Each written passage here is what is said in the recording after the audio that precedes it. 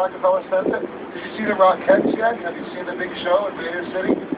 That's awesome, man. That's so much fun. Such a cool show. I love that show. Even as a jaded New Yorker, it gets me right in the heartbeat. You know, like this, it's big, it's loud, it's flashy, and it moves fast. You know, just like our city. It's a lot of fun. Okay, so we're turning the boat now, and over here on your right side, as we turn the boat, you'll see the Intrepid. The Intrepid is an aircraft carrier from World War II. It also served during the Vietnam War, and it was a recovery vehicle for the NASA space program. Today, it's our Sea, Air, and Space Museum. It will be opening on Friday, and if you're going to be in town for the reopening since Hurricane Sandy. It's our Sea, Air, Space Museum. One of the additions to the museum that came this summer is the Space Shuttle Enterprise, which is over here on your right side now in view. And this is really exciting because normally you have to pay extra to see it. It's covered over. Hurricane Sandy ripped the covering off. And so because of that, you get a free view of the Space Shuttle Enterprise. Very, very important part of the space program. This was the first space shuttle built. And this is the one that was used to train the astronauts to learn how to fly it and how to land it. If it were not for this particular space shuttle, the rest of the program would not have existed. So it's a very important piece of the story. We are delighted to have it here in New York. It was the very first shuttle built. And even though it didn't go into space, it was such an important part of the program. And we're also delighted that right now we can give you a free preview of it courtesy of Hurricane Sandy. So they are working on the repair. It's still going to be a little while before they actually finish rebuilding the structure over it, but you can still get a nice view of it now off the right side. Look at this guy down here. What's he doing? Look at that. You think he's looking for clams or something? Fish? You think he's looking for fish? I don't know. I wouldn't need any of the fish in these waters right now, I'll tell you that. You know, but at one time, we used to do that. Anyway, so here's everybody fell in love with the Empire State Building. The reason for that was a movie called King Kong. And everybody, ever since then, has wanted to go up to the observation deck, see the view. And it's amazing. On a clear day, it's an 80-mile visibility. You can see almost every single thing in New York City from the observation deck. In fact, the only thing I can think of that you cannot see from up there would be the Empire State Building itself. But you can usually see it from the river, not so much right now. The good news is, if you're going to go to the observation deck today, then you know why. No way at all. No view either, but you know what? Minor consideration. Okay, that's amazing. Our genetic code spells out the phrase, I'm not going to let you get ahead of me. That's why we walk so fast, you can see. Anyway, this is Battery Park, so this is your stop for the 9/11 Memorial, and then afterwards, once you're finished with the memorial, you can come back down here. Join us on a later boat. We continue our journey around Lower Manhattan, then we go out into the harbor. We stop right in front of the Statue of Liberty for an incredible photo opportunity. But if you are hopping off here, perhaps we'll see you later. We thank you for joining us on behalf of the captain, the crew, and myself. We hope you have enjoyed the ride. We have a tradition on the water taxi called the Blessings Bag. It's used for tips or gratuities. Anybody would like to offer, we share them. The crew, the captain, myself, we share anything we receive. I'll have the bag on the pier if you would care to contribute. Anything offered, gratefully appreciated and accepted. So this is Battery Park. This is your stop if you are heading towards the 9/11 Memorial.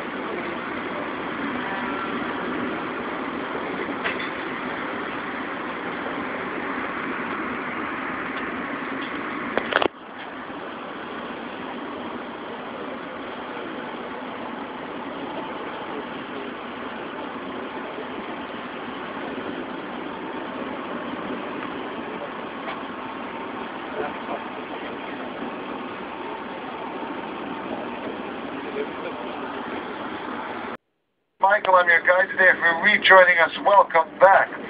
We're heading over to the East River now. Here on your left side, that red sandstone structure by the white tent, that is Castle Clinton. That was built as a fort in preparation for the War of 1812.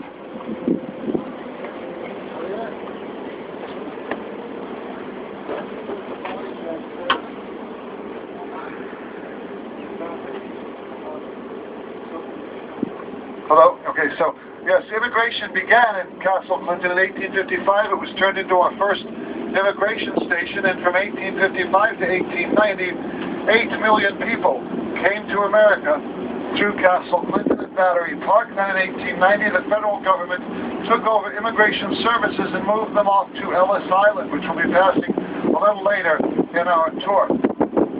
Here at the base of Manhattan, we have Whitehall Ferry Terminal, the building with the sloping roof, and it is there that the Staten Island ferry boats docks.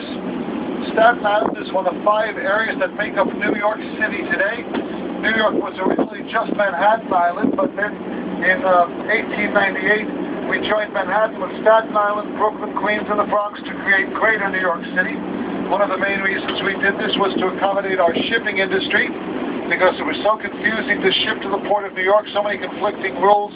The thinking was if we joined all 5 areas together to create one great city, we'd have uniform shipping rules. That occurred in 1898. The Staten Island ferry docks right here on your left side. The big orange boat, 75,000 people every day use it, and it is free. It is a free ride across the water.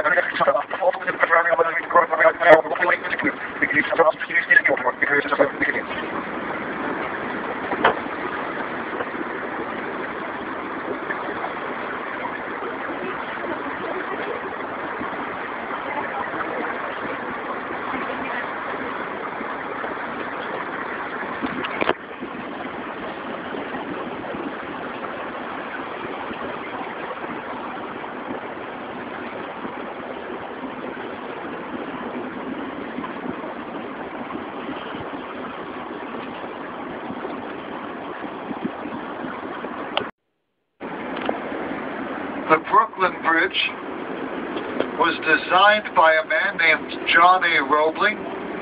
He was a pioneer in suspension bridge building, although he did not actually build the bridge for us because he died before he could start the construction. His son, Washington Roebling, took on the job of building the bridge, but then while working on the bridge, Washington Roebling got very ill. He became so ill he was unable to complete the job himself. The job was actually finished by Washington Roebling's wife, Emily. She came down here in her husband's place. She had taught herself advanced mathematics so she could explain things to the engineers, and she got the bridge finished for us. It took 13 and a half years. It cost $15 million. So there it is now. As we back out, you can see the stone tower over on the Brooklyn side, this magnificent bridge. We are so excited to still have it with us after all these years. Next to it is the Manhattan Bridge, the blue and white bridge next to it, alongside it practically. The Manhattan Bridge opened in 1909. It was the third bridge to actually be built across the river, and it's the shortest of the three bridges that connect Brooklyn with Manhattan. The legend here in New York is that the reason they built the Manhattan Bridge is because everybody was disappointed in the Williamsburg Bridge when it opened in 1903. There's the Williamsburg Bridge up there at the curve in the river. The Williamsburg Bridge was the longest suspension bridge in the world from 1903 to 1924. But most of the people here in New York hated it when it opened. After the stone towers of the Brooklyn Bridge, they were very disappointed in the look of the Williamsburg Bridge. And so when it came time, shortly after that, to create the Manhattan Bridge, there was a committee. It was designed by committee. All these different civic groups got to have their say in how the bridge should look. So the Brooklyn Bridge, walking across the Brooklyn Bridge is something that I consider one of the essential New York City activities for visitors. There are three things, well, there's a lot of things I think people should do, but three things I think everybody should try to get in. One is riding the subway. You should ride the subway at least once. You should see a Broadway show, and if possible, walk the Brooklyn Bridge, because it's just a classic New York City thing to do.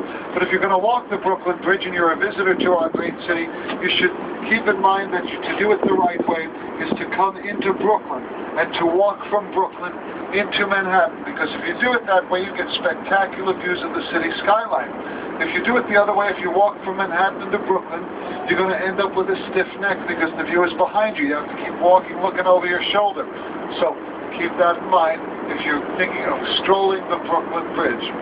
You know, when this bridge opened, the technology was so new. You see the way this roadway hangs on this big cable. People at the time thought it would collapse if they walked across it. That's how new this technology was back then in 1883 when it opened. Oh, look there on the Manhattan Bridge, there's a subway train going across right there. Subways don't travel the Brooklyn Bridge. There was no subway system when the bridge opened, and they never put a line across the bridge. When it first opened, there were cable cars, trolley cars pulled by cable, but they have since long been done away with.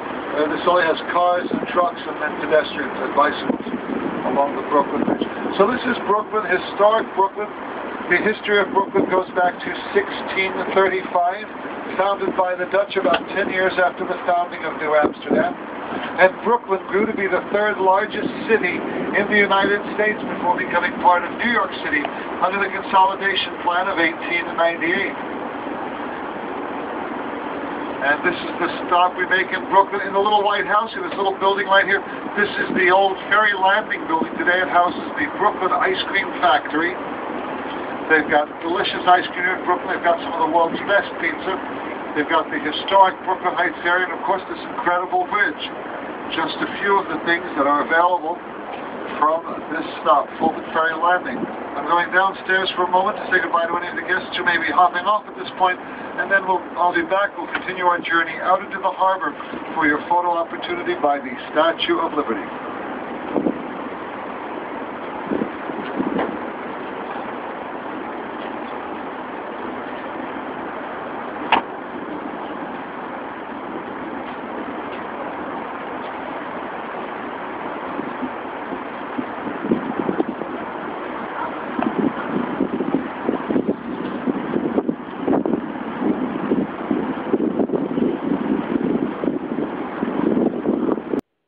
As we start to move out towards the harbor, A couple of things in the New York City skyline, the silver building with the ripples with a folds in it by the architect Frank Gehry.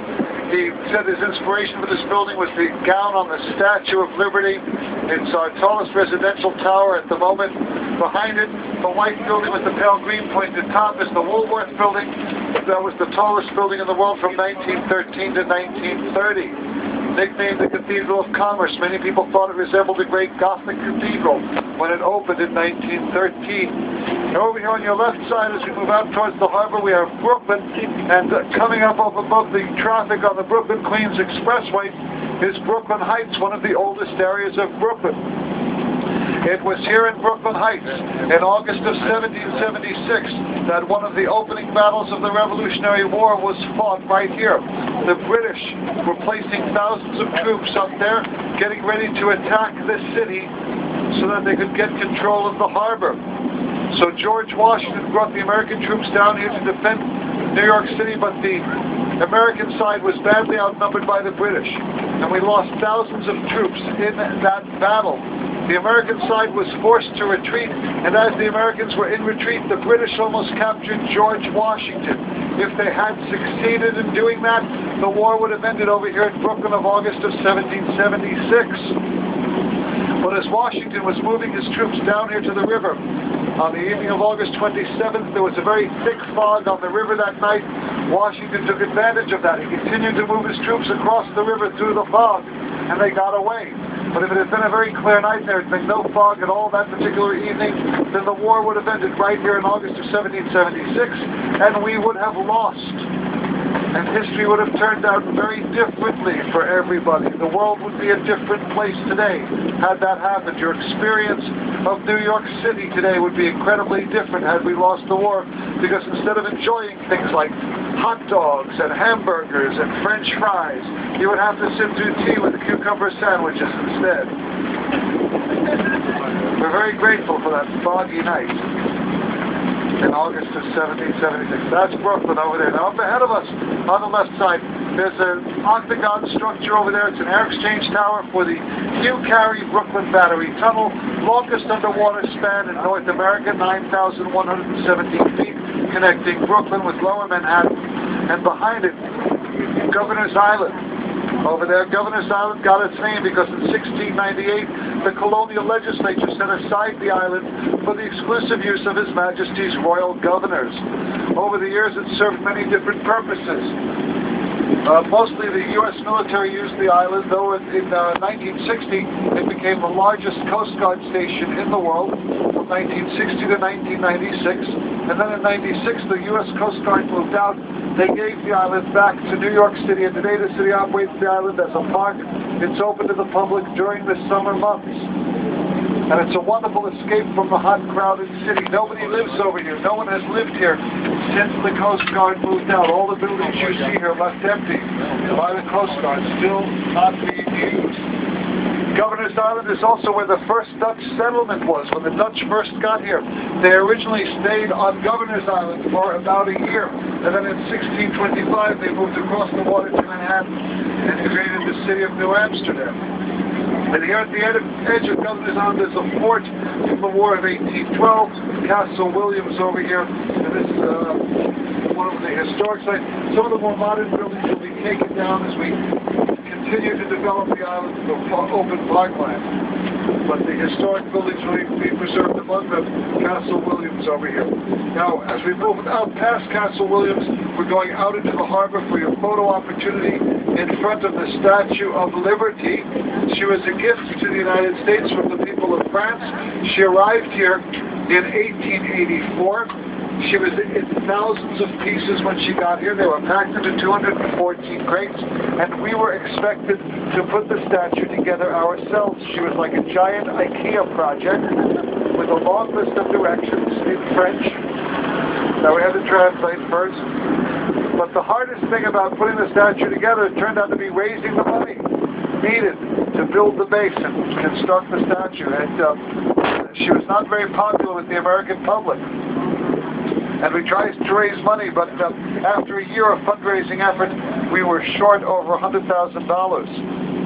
And we made a decision at that point, and that was to give the statue back to France. And we were going to send the entire thing back to France, and then just as we were about to do that, Joseph Pulitzer, the founder of the Pulitzer Prize, saved the day. Mr. Pulitzer had a newspaper called the New York World, and he promised that if people would donate money to the Statue of Liberty, he would publish their name on the front page of his newspaper. It didn't matter how much money you gave. If you donated a single penny to the statue, that was enough money to get your name on the front page of his newspaper.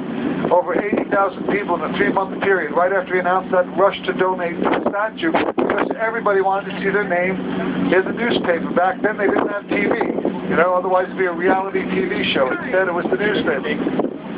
The statue was created by a French sculptor. His name was Frederick Auguste Bertholdet. The legend is that he used his mother as the model for the face, his wife as the model for the arms, and his mistress as the model for the body. There's a slight X factor there, I know. Okay, the statue's hollow. She's made out of copper. The copper that makes up the statue is very, very thin. It is about the thickness of 2 pennies. If you hold 2 pennies together between your fingers. So beneath the copper, there's a support structure that was created by the French engineer Alexander Gustave Eiffel, the gentleman responsible for the Eiffel Tower in Paris. The statue weighs 225 tons. Her waist is 35 feet across. Each eye of the statue is 2.5 feet wide. Her index finger is 8 feet long. And her shoe size is a U.S. women's 879. We're going to stop the boat once we get in front of the statue. She'll be on the right side of the boat at first. Then at some point we'll turn the boat. She'll be on the left side. Both sides will get photo opportunities. No need to push or shove. No climbing on each other. No standing on the seats. Just enjoy your visit here with the Statue of Liberty.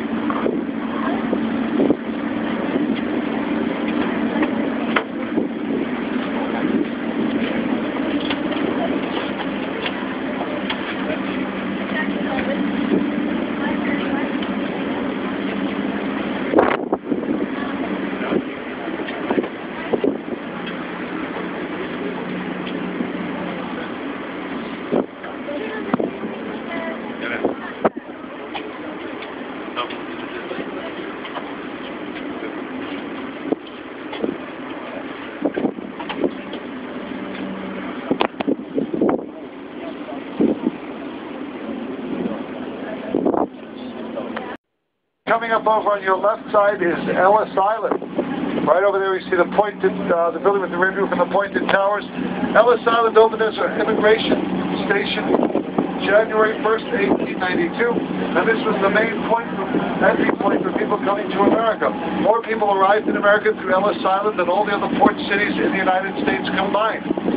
So many people got their start in America here at Ellis Island that today 40% of the entire population of the U.S. today can still trace at least one relative to this island. Between 1892 and 1924, 12 million people came to America through Ellis Island. And then in 1924, we started to change how immigration was done. We started to enact quotas, but the big change was that we started to set up immigration inspection stations in American consulates around the world, in countries around the world. So instead of coming to America, if you wanted to immigrate here, you would do all that paperwork at the American consulate before leaving home. So Ellis Island, there was less and less immigration happening here. However, the INS still kept the island open. It was used primarily as a holding station for people with immigration problems. If there was some question as to how you had gotten here, what the legality was, while they investigated your case, you would have to stay at Ellis Island. But in 1954, finally in 1954, they closed the island completely. And the last person to stay at Ellis Island in 1954 was a Norwegian sailor. He had jumped off his ship here in the harbor. He was picked up by the INS, and he was held over here at Ellis Island, where he was eventually sent back to Norway. After that, Ellis Island was shut down. It reopened in the 1990s as our National Immigration Museum. Currently, though, it is off limits to visitors since Hurricane Sandy. We're not sure when it's going to reopen right now. We're still waiting to find out more about the repair efforts for our national landmarks out here. But, more than 2/3 of the people who came to America through Ellis Island were not settling on the East Coast here. They were going to settle somewhere in the American West. So after going through immigration inspection at the island, They would take ferry boats from Ellis Island to this little building coming up on your left side now, this little red brick Victorian building there. That was an old railroad station. That was Central Railroad of New Jersey Terminal. And it was there that they would catch the trains that would take them out west to start their new life. The station today is part of our National Historic Register. It's a national landmark, as is Ellis Island and the Statue of Liberty.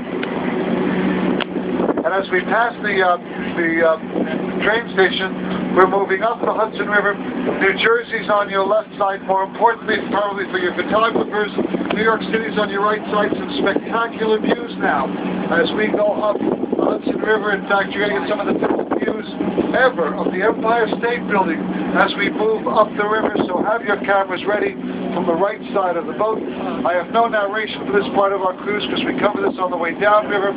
I'm going to put the mic down for a minute or two. I'll be back in just a minute when we get a little closer to our next stop, Pier 84, West 44th Street and 12th Avenue up in Midtown Manhattan.